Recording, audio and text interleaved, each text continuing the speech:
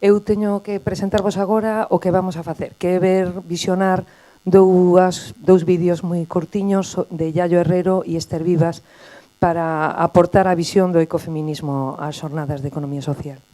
Simplemente decirvos que o ecofeminismo nace de forma moi heteroxénea de distintas correntes, como todas as correntes feministas, pero como fixemos as feministas no movemento obreiro reclamando unha visibilización e unhas formas de pensar dentro da dinámica do xénero, as ecoloxistas tamén defendemos o ecofeminismo como unha visión diferente, unha aportación diferente e unhas estrategias diferentes dentro da perspectiva das mulleres, como grupo recluído e invisibilizado históricamente, pero sobre todo agora con unha economía global e mundial como esta, non?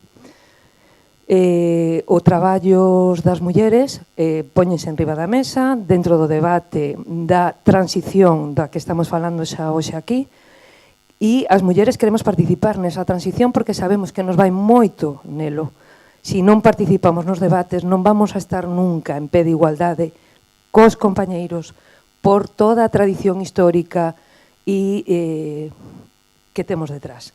A invisibilidade por cuestión de xénero é algo evidente, sigue pasando, nin siquiera o liberalismo político máis sesudo de liberdades individuais, igualdades de dereitos, etc., foi quen de pôr en pé de igualdade as nosas loitas, e aí seguimos, non?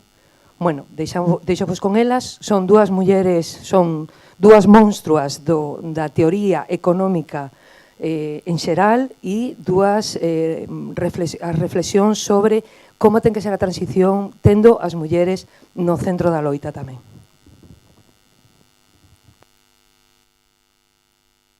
Para alimentar e inocular en el ADN de nuestras sociedades lo que la economía ecológica ha denominado el mito del crecimiento.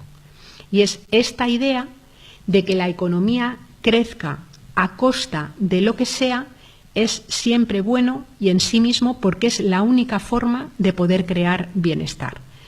Por eso cuando nos encontramos en las exposiciones de motivos o en las argumentaciones más peregrinas de muchas de las políticas de austeridad, más bien de austericidio, que se han ido aplicando en los últimos años, la necesidad de regenerar el crecimiento económico ha estado ahí alimentando y sirviendo de excusa para todos ellos. Es decir, era necesario flexibilizar el empleo, era necesario recortar en servicios públicos, era necesario hacer lo que fuera con tal de volver a activar el crecimiento económico porque eso es lo único que puede servir para poder recomponer la economía, ¿no? Los países que se denominan desarrollados, todos cumplen una serie de características. Son países que hace muchísimo tiempo agotaron su base de materias primas y la base material que tienen en sus propios territorios. Si ahora mismo le ponemos una valla como la valla de la vergüenza de Melilla o las vallas de Hungría a la periferia de cualquiera de los países que se llaman desarrollados y no se deja entrar energía, no se deja entrar materiales y no se dejan salir residuos, ese país no dura ni 15 días.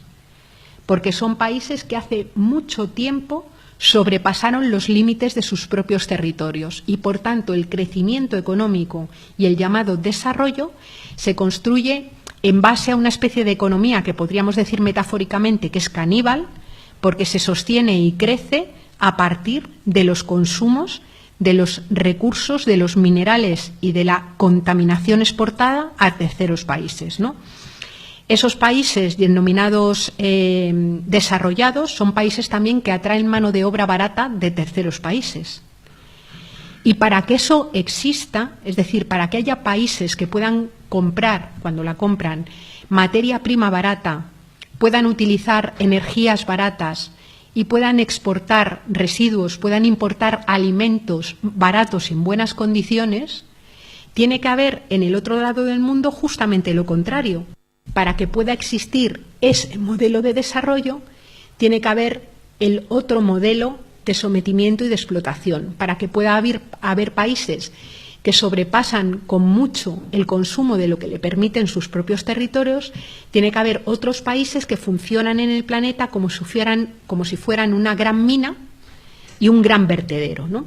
Ese es el mito del crecimiento. Lo que se ha venido llamando cooperación al desarrollo durante un montón de tiempo o políticas de desarrollo en montones de lugares, en realidad era una gran estafa, porque que estas personas pudieran llegar a los mismos niveles de consumo material que se había llegado a los países enriquecidos era físicamente imposible, ¿no?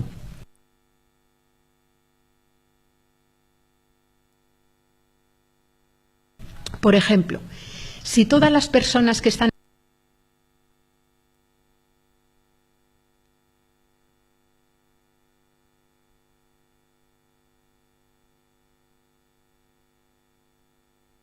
en el planeta Tierra, las personas vivas, ¿no?, consumieran como la media de una persona del Estado español, hablo del consumo material, es decir, utilización de minerales, de energía, generación de residuos, harían falta más de 3 planetas en este momento. Si fuera como una persona de los Estados Unidos, más de 5. Si fuera como la media de una persona noruega, más de 4. Si fuera como la media de una persona de Kuwait, harían falta 12 planetas. Y tenemos uno y parcialmente agotado.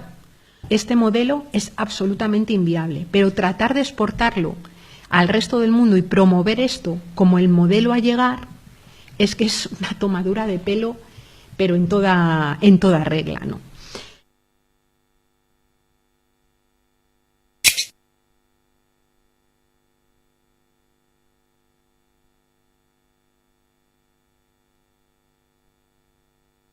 Han producido tantos alimentos como hoy en día y que por lo tanto nuestras necesidades alimentarias están plenamente satisfechas.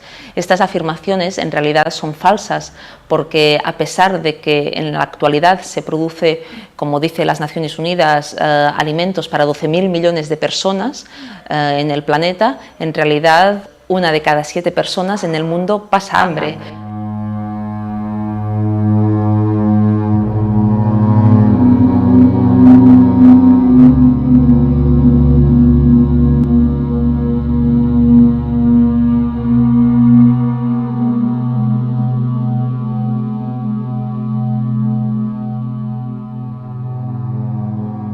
Cuando analizamos las cifras, vemos que el hambre es la gran paradoja de la actualidad. El hambre en un mundo de la abundancia de la comida, que tenemos mucha comida, pero no tenemos acceso a ella.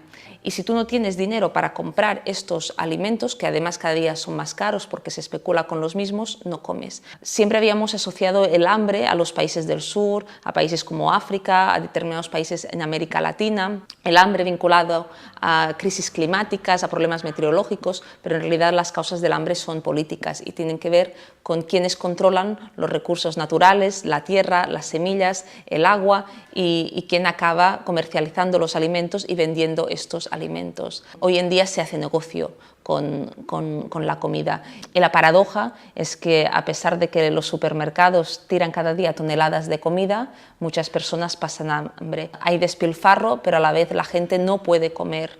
Lo que hay que hacer es convertir a estos alimentos en inaccesibles para la gente, porque la comida no puede ser un negocio, sino tiene que ser un derecho y accesible a todo el mundo. Hoy lo que vemos es que existe una comida para ricos y una comida para pobres. Hay una cuestión de clase social vinculado a aquello que comemos. La crisis económica ha afectado de manera directa a nuestro consumo y los datos así lo indican. Desde que empezó la crisis en el año 2008 se gasta más dinero en comida, pero a la vez se adquieren menos alimentos y de peor calidad. Y aquellos que menos tienen comen peor. Y esto tiene un impacto directo en la salud de las personas. Y cada vez más, y esto se está agudizando en la situación de crisis económica actual, vemos enfermedades vinculadas a la alimentación, consecuencia de la alimentación, problemas de sobrepeso, de obesidad, diabetes tipo 2 en adultos, problemas cardiovasculares. Y hay una relación directa entre lo que comemos, nuestra salud, y esto viene marcado por una cuestión de clase social. A escala global se ha generalizado en las últimas décadas el consumo de carne, e incluso sociedades que no la consumían habitualmente la han incorporado a su menú. Es el caso, por ejemplo, de la India, un país eminentemente vegetariano, donde en la actualidad comer carne se considera un elemento de tener un cierto estatus social. Pero en realidad comer carne tiene un lado oscuro, porque para producir carne se necesitan muchos más recursos naturales que para producir otro tipo de alimentos. Y pongo algunas cifras. Para producir 1 kilo de carne de ternera son necesarios más de 15.000 litros de agua. Para producir 1 kilo de trigo se necesita 1.000 litros de agua. Y para producir 1 kilo de zanahorias se necesitan tan solo 100 litros de agua. Por lo tanto, saquemos conclusiones. Comer carne implica un uso intensivo de recursos naturales. Más allá del maltrato animal que significa, también tiene un impacto medioambiental directo, porque se genera con este modelo gases de efecto invernadero, esto provoca cambio climático y además nuestra adicción, entre comillas, al consumo de carne también tiene un impacto en nuestra salud. La misma OMS, la Organización Mundial de la Salud, reconoce que en la actualidad se suministran más antibióticos a animales sanos que a personas enfermas, animales que después nosotros consumimos. Y esto tiene un impacto directo en nuestro bienestar. El modelo de agricultura industrial intensiva ha llegado a prescindir de los campesinos. Es una agricultura sin agricultores, podríamos decir.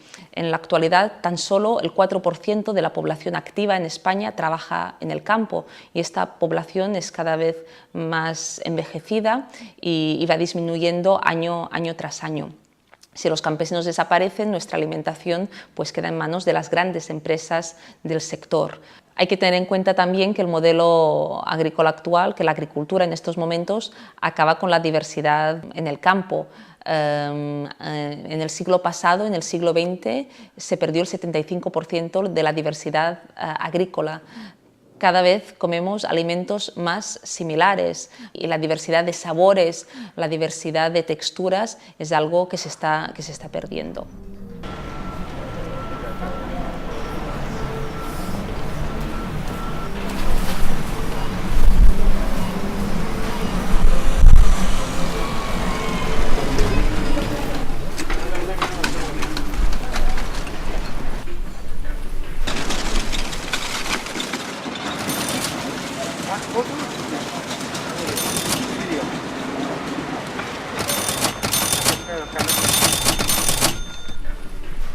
El impacto negativo del modelo agroalimentario no solo se da en origen, en el campo, en los campesinados, en la pérdida de la gente que trabaja en el campo, sino también en la otra punta de la cadena, en el consumidor, en el consumo. Muchas veces en el supermercado nos dicen que somos libres de comprar aquello que queremos en el súper, que en el súper hay una gran diversidad de productos, pero cuando miramos las cifras en detalle vemos que esto es falso. Por un lado, en el supermercado todo está pensado para que compremos cuanto más mejor. Los olores, la música, la colocación de los productos. Y cuando tú entras en el supermercado, aunque pienses que tú vas a ahorrar dinero, acabas comprando mucho más de lo que necesitabas en un principio.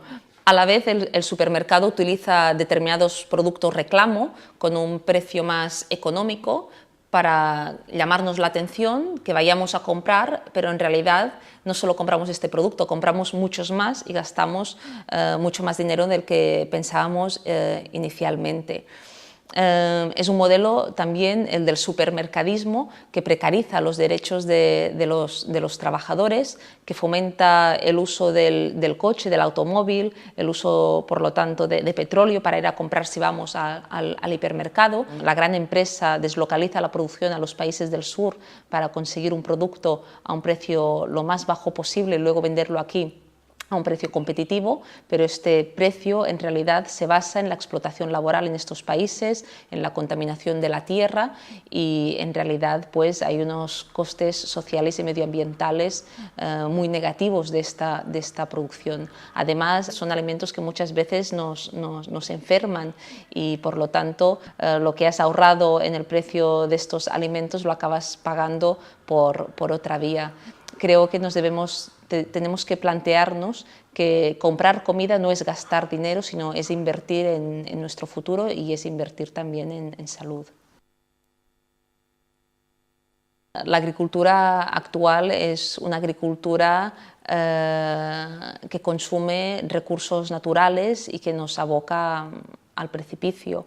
Muchas veces, cuando hablamos de otro modelo de agricultura y alimentación, siempre nos dicen, pero ¿es viable la agricultura ecológica?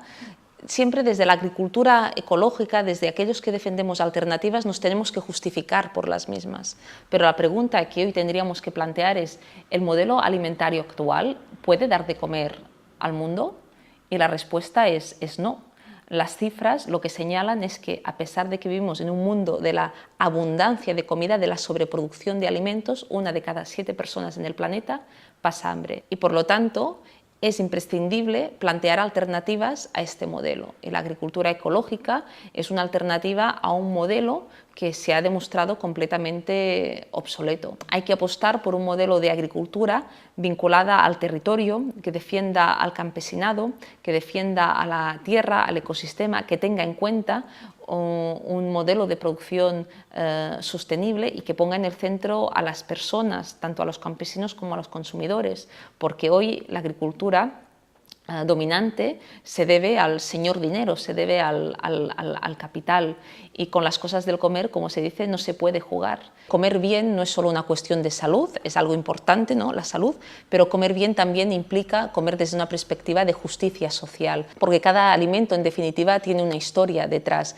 No es lo mismo comer un producto elaborado en un país del sur a partir de la explotación laboral, generando precariedad, contaminando la tierra, que adquirir un producto elaborado por un campesino local, un producto y un alimento de kilómetro cero, o un alimento de calidad. La salud es un primer paso, pero el paso siguiente también es consumir con criterios de justicia social y justicia medioambiental.